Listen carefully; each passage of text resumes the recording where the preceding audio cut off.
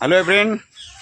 आज मु प्रत्येक जो पार्क को आसे माने वीडियो बनाया तो आसे ना आसे बुलिक जाए मत पार्क भल लगे।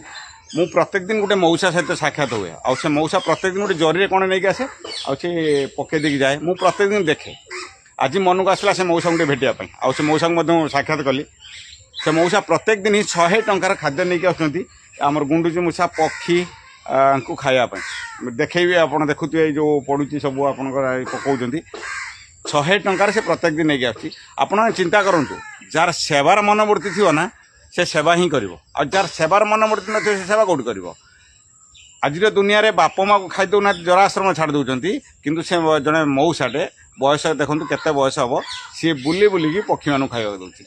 आपको जब मोर भिडियोटी भल लगुव ताल निश्चित गोटे शेयर करेंगे भूलें कारण ये भिडियोटी शायद कोण अनुकोण पहुँचा दरकार कारण पक्षी मानू खाइबा दवा लोक आज दुनिया रे बहुत कम बरं निजे मद मांस खाईदे 500 टंकार किंतु गोटे पक्षी खाइबा दौना आकि फल आज आम पृथ्वी रे पक्षी संख्या कम पाइबा लगे किंतु ये मौसार चिंताधारा मुझे सैल्यूट मारूची।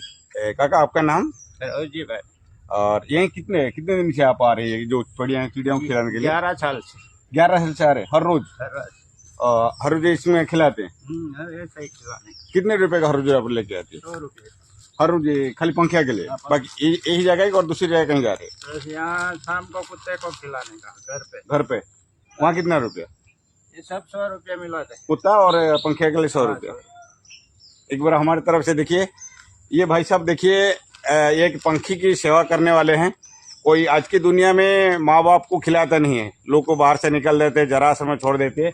ये इतने अच्छा इंसान है। मैं अभी यहाँ से बैठ के देख रहा था, वीडियो बनाने के लिए आए थे, देख रहे थे पंखिया को खिला रहे। मुझे बहुत अच्छा लगे भाई को थोड़ा सोशल मीडिया में डालने के लिए। भाई देखो हर रोज 100 रुपया के लिए पंखी के लिए पानी और खाना भी लेके आती है।